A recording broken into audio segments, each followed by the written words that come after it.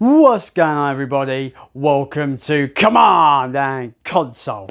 My name is Jason. Today we have more pickups to talk about, and these ones were when patience again has paid off. Maybe about a month ago I went to London for a big meet-up of mates. Had a great day out, it was awesome, and I picked up some games in a CEX there. I think it's the first ever CEX in London, and also I went into a charity shop and found an awesome, fucking awesome game for like £1. So without further ado, let's get into the first pickup. So the first title is a title called 99 Nights. I've been after this game for quite a while. It's kind of a Dynasty Warriors-esque game where you just hack and slash a horde of enemies down. And I've heard this one is a pretty decent kind of companion, almost like an alternative to Dynasty Warriors. And I've always wanted it. It's been quite a hard one to find in the wild. So when I found it, when it was this good condition with the manual, I knew it had to come home with me. So that is 99 Nights. It looks awesome. I'm looking forward to checking it out. I haven't played it in the month I've had it. We don't have time to play all these games straight away sometimes, but yeah, looking forward to getting into this one eventually. That's 99 Nights. The next game at that London CEX is Shadows of the Damned. Really glad to get this for 360. However, there is a caveat for this one. So I bought this a month ago. It's creeping up in price there, £25 for this one. But I had a voucher, so I wasn't too bothered. I knew I wanted it. It was completely manual. I knew it was one that I had to have in my collection. However, in recent news, Limited Run Games have announced they're putting out a physical copy of Shadows of the Damned, a remastered version on PS5, which I have happily pre-ordered. So yeah, that's coming. So I'll be able to play it on modern systems. That's cool as hell because I love this game. The demonic alternative to like games such as Resident Evil 4, for example, over the shoulder survival horror, a bit more action in there as well. This is great. It's full on with like one-liners and crude jokes and just grossness. Yeah, I love this one, the Shadows of the Damned. So like I said, I went into a local charity shop and I found a PS3 title, a fairly big hitter. In my opinion, it's like a £12 to £15 game at the moment. When the Xbox 360 store kind of shut down, the 360 version just went a bit up in price as well. So they're both around the £15 mark at the moment. I got this for £1. I've swapped it out into a case that is a bit more kind of nicer, in my opinion. I'm talking about a game called Wet. This game is an action title that's meant to invoke that grindhouse, that gritty, grimy grindhouse and movie vibe.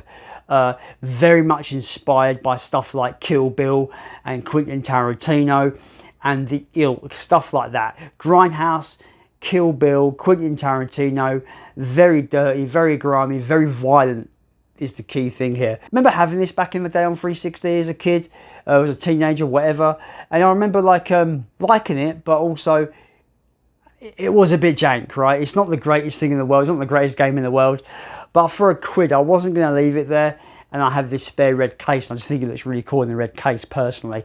Thankfully it was complete with manual. So yeah, wasn't necessarily a game that I was going to get for the collection, but when it's £1 versus 12 or 15 quid, you're going to pick up a game like this, aren't you? So that is Wet. It's pretty fun from what I remember, but I remember it being pretty ropey as well. So it might be one of those, you know, so bad it's good kind of games. But yeah, let me know your thoughts on this one. That's Wet.